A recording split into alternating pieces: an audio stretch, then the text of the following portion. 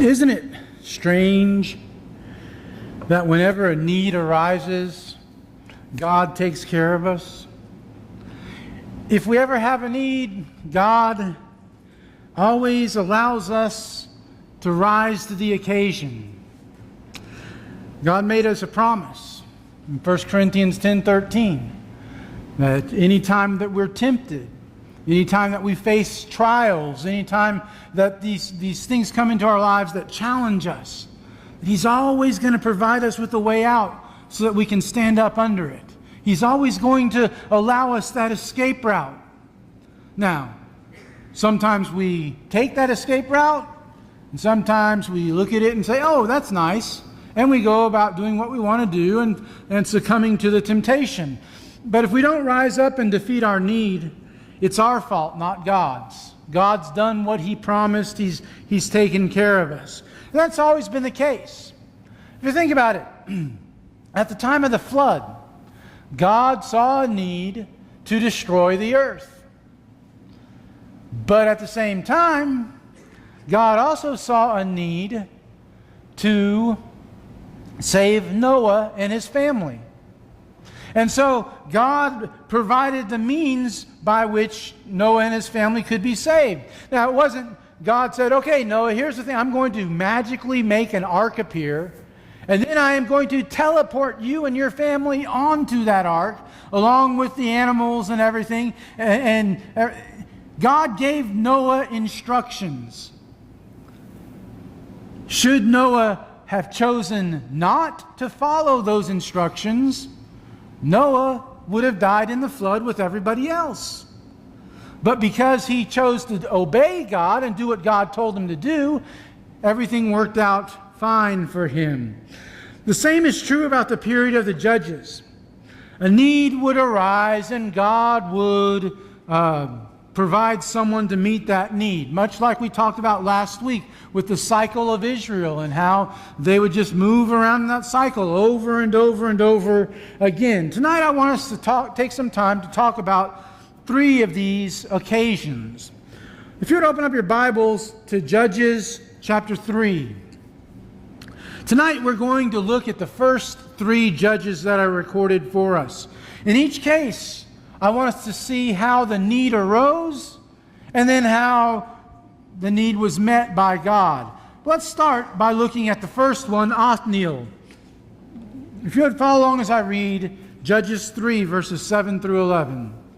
And the people of Israel did what was evil in the sight of the Lord. They forgot the Lord their God and served the Baals and the Asherah. Therefore the anger of the Lord was kindled against Israel, and He sold them into the hand of Cushan-Rishathaim, king of Mesopotamia. And the people of Israel served Cushan-Rishathaim 8 years. But when the people of Israel cried out to the Lord raised up a deliverer for the people of Israel who saved them, Othniel, the son of Kenaz, Caleb's younger brother. The Spirit of the Lord was upon him, and he judged Israel. He went out to war, and the Lord gave Cushan-Rishathaim, king of Mesopotamia, into his hands, and his hand prevailed over Cushan-Rishathaim. So the land had rest 40 years. Then Othniel, the son of Kenaz, died. So Othniel, of the tribe of Judah, very impressive person. But before we talk about Othniel himself, let's look at how the need arises for a judge, for a deliverer. The Bible tells us, pretty simple, they forgot God. Isn't that often how needs, even today, for us start? Is that we forget God?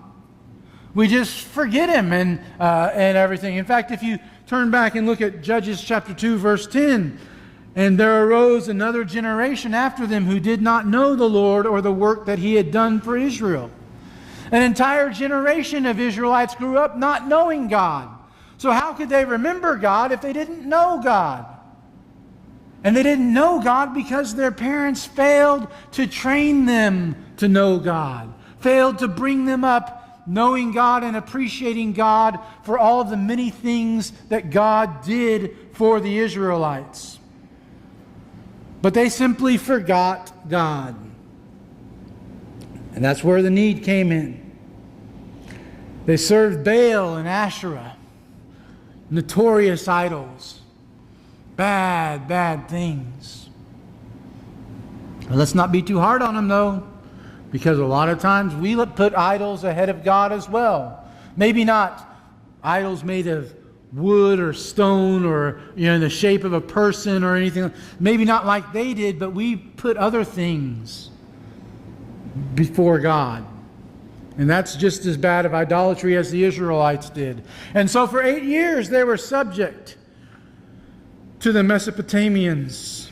Cush and Rishathaim, whose parents hated him for giving him that name, conquers the Israelites because of their idolatry. Now, it's questionable as if he was actually there or not. In all likelihood, it was his army that he sent. And we'll see why that's probably what happened a little bit later on. But once his armies were victorious over the Israelites, he then had two choices for his oppression of them, of controlling Israel afterwards. Number one, he could have left a garrison of soldiers there to take care of the soldiers of Mesopotamia. Or he could impose annual tribute. In other words, a set amount of money or things, what have you, were to be sent to him in Mesopotamia. Well, in all likelihood, again, he probably imposed tribute. Here's why I would say that number one, he wasn't there, and number two, he probably just imposed tribute, is because of the distance between Mesopotamia and Judah. It was about 250 to 300 miles.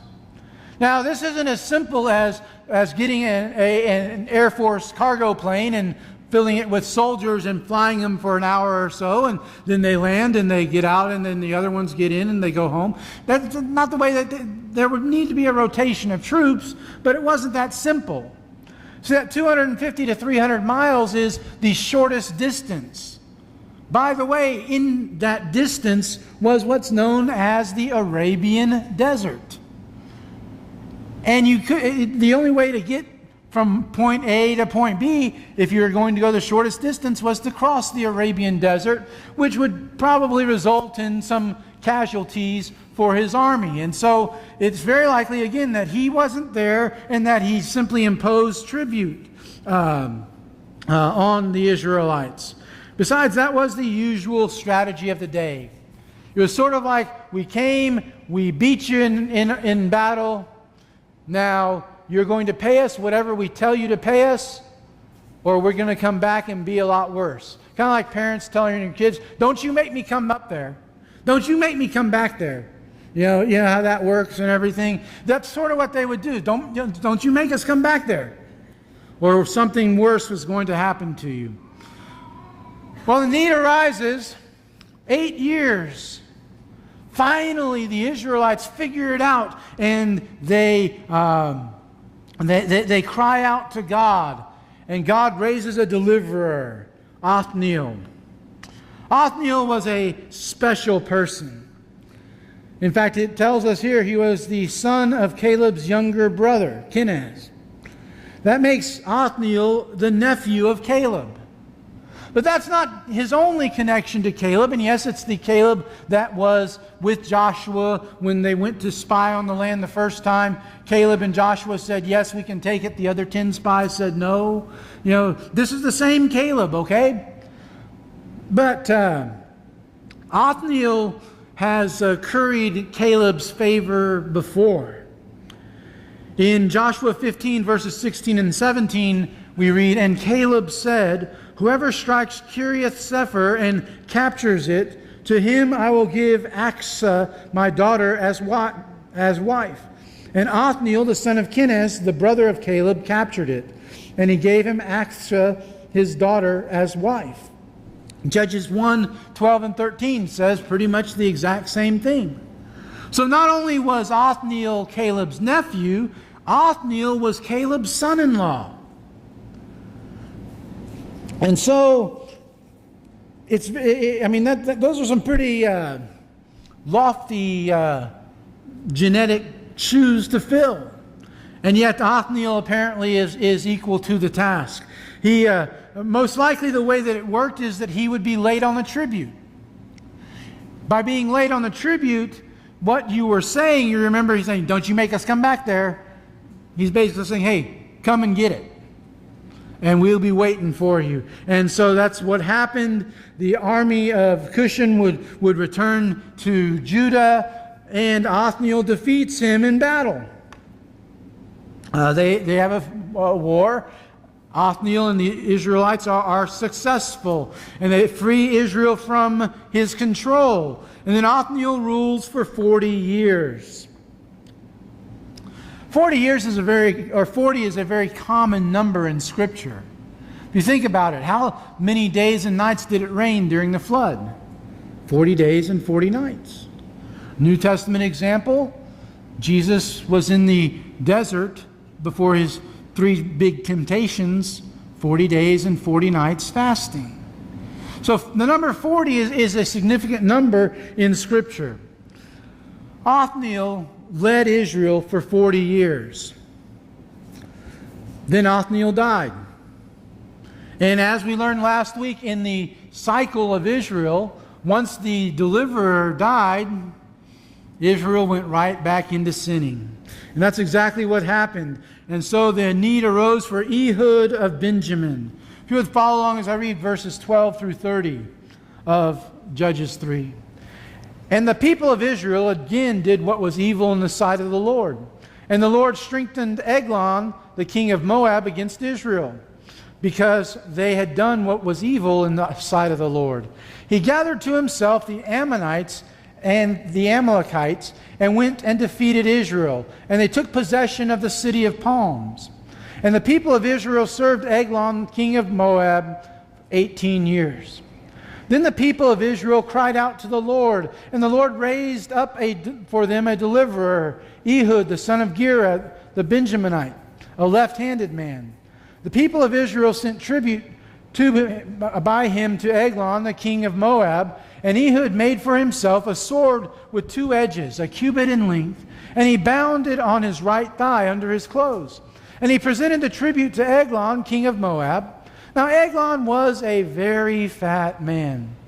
When Ehud had finished presenting the tribute, he sent away the people who carried the tribute, but he himself turned back at the idols near Gilgal and said, I have a secret message for you, O king. And he commanded silence. And all his attendants went out from his presence.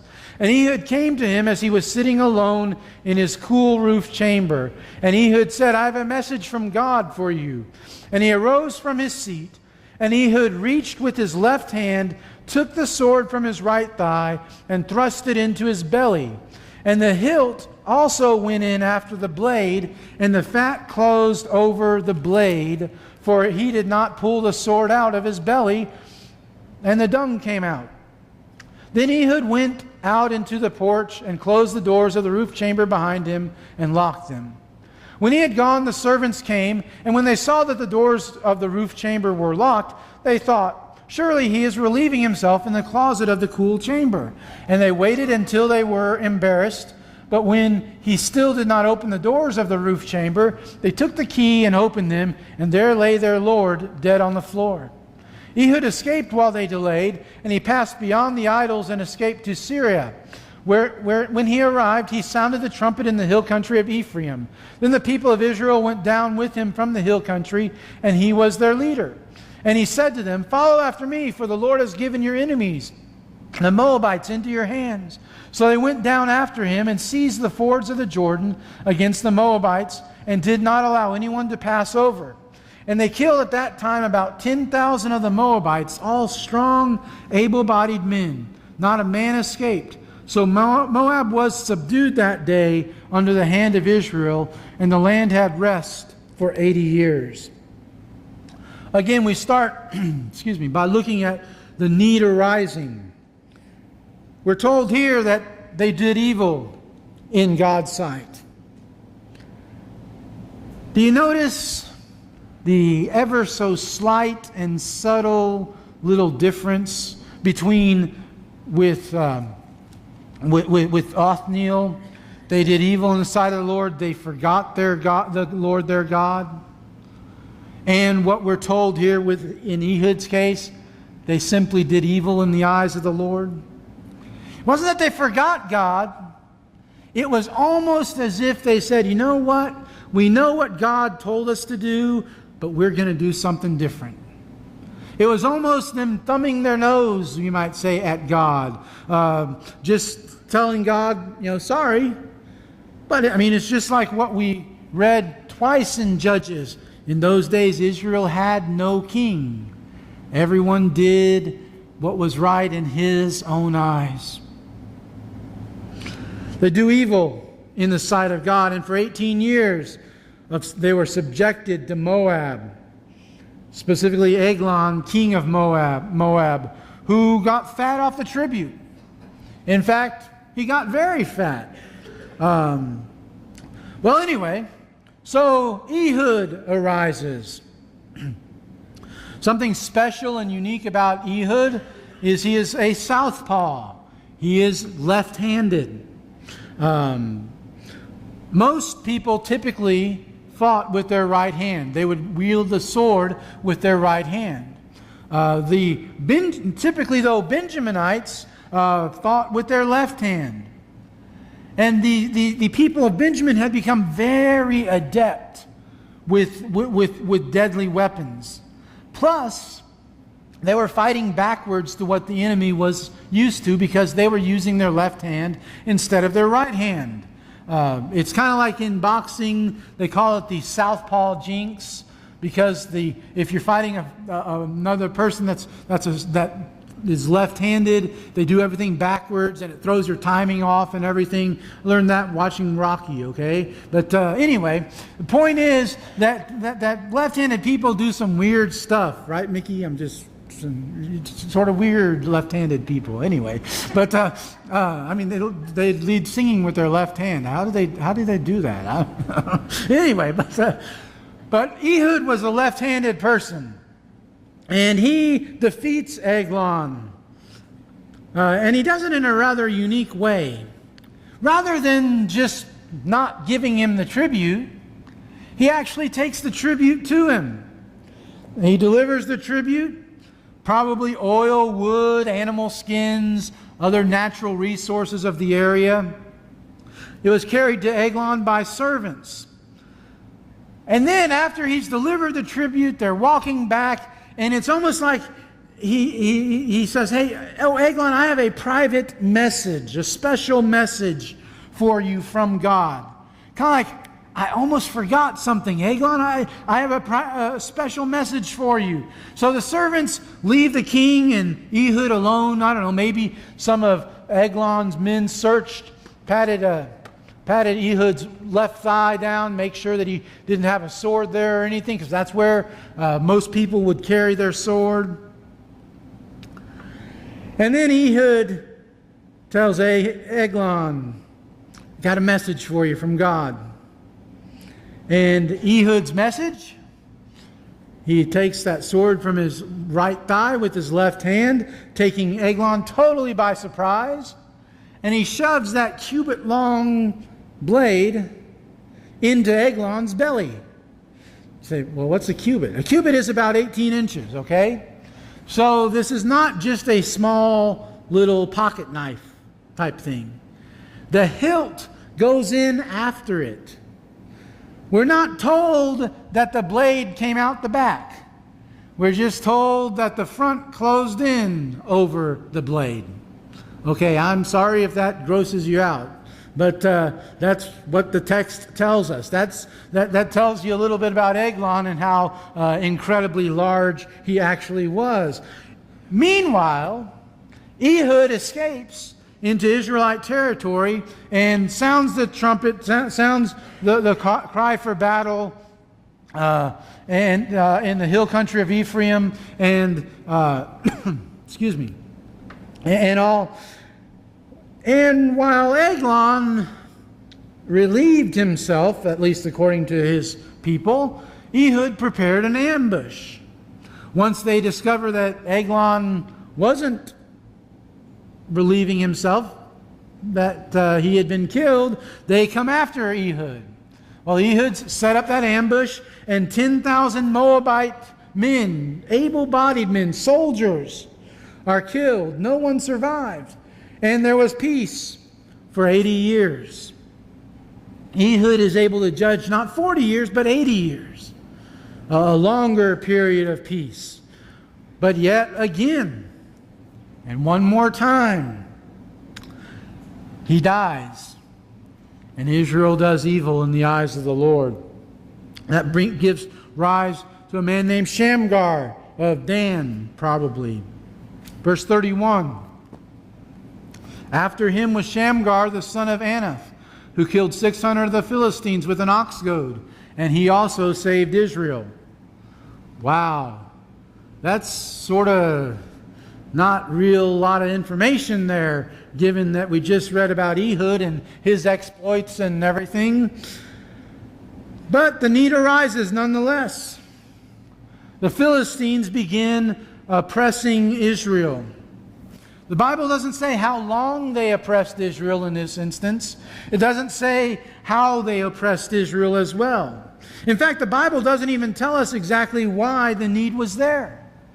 But if we go by Othniel and Ehud's situations, it's very likely that Israel did evil in the eyes of the Lord. And the Philistines were were used to punish the Israelites. So anyway, Shamgar arises, probably of the tribe of Dan. Why do I say probably? Because the Bible doesn't tell us. However, the tribe of Dan's allotment of land was the closest to the Philistines. And so very likely that that would be who the Philistines would have defeated and conquered. But Shamgar does something, and he fights against enemies very similar to another well-known judge named Samson. In fact, in Judges 15, verses 15 and 16, we read about how Samson killed 1,000 Philistines with the jawbone of a donkey. And here in 3:31, we read about how Shamgar killed 600 Philistines with an ox goad. What's an ox goad?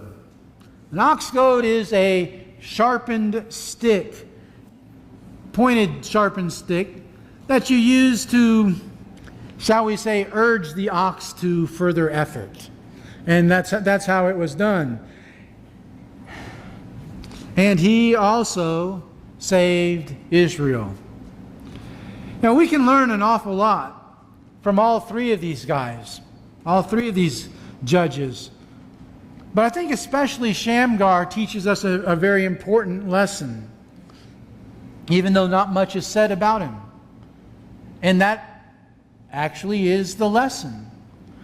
Sometimes even the greatest deeds go unnoticed, or allegedly unnoticed. There are times when we do something that is just really great, but nobody is around to notice or to praise us. And we think, oh man, I wasted all that good effort doing that good thing, and nobody even saw it.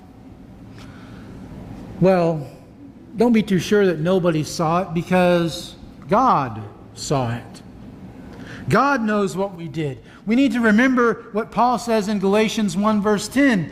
If I were still trying to please men, I would not be a servant of Christ. Our goal is not the recognition of man, but the recognition of God. Jesus himself will tell us in Matthew 6, 1 through 4, part of the Sermon on the Mount, beware of practicing your righteousness before other people in order to be seen by them, for then you will have no reward from your Father who is in heaven. Thus, when you give to the needy, sound no trumpet before you, as the hypocrites do in the synagogues and on the streets, that they may be praised by others. Truly, I say to you, they have received their reward. But when you give to the needy, do not let your left hand know what your right hand is doing, so that your giving may be in secret, and your Father who sees in secret will reward you. Everything that we do needs to be done for the glory of God. You know, you look at some of these people, some of these countries that the judges fought against, and you realize that Israel had absolutely no business defeating these armies from a purely human perspective. They were better equipped, they were better trained, there were more of them. And yet somehow Israel was able to overcome them because they had turned to God. If we do our good works to be seen by men, we're after the wrong thing. As long as God knows what we are doing, and what we are doing is for His glory and according to His will, and He knows everything good and bad, we'll be taken care of. And that's, I believe, what Romans 8:28 means when he says, and we know that in all things God works together for those who love Him, who have been called according to His purpose. That God is always going to help us. He's always going to provide that way out, just like He did for the Israelites. When they were enslaved, when they were oppressed by these powers, admittedly because of what they themselves had done, because they had turned to idols and turned away from God. But when they cried out to God, God delivered them. And you know what? When we're hurting in our lives, if we will just turn to God, God will deliver us as well. Maybe you've been trying to deliver yourself. Maybe you've been trying to do things your own way and met with frustration after frustration after frustration. Maybe what you need to do is simply turn it all over to God. Maybe what you need to do is to cry out to God and let God do the fighting for you and let God deliver you. This evening is a perfect opportunity for you to start, for you to turn your life back over to God if it's not in serving God. Maybe, though, you need to start by being baptized. Tonight's a perfect night to do that. Maybe you need to simply privately ask God to help you, to deliver you from whatever struggles you're having. Maybe you need to publicly make that same request, but have the body of believers here pray with you and pray for you. Whatever that need is, I urge you, don't leave here still having that need. Take care of it. And if that involves a public response, why don't you come to the front as we stand and sing together.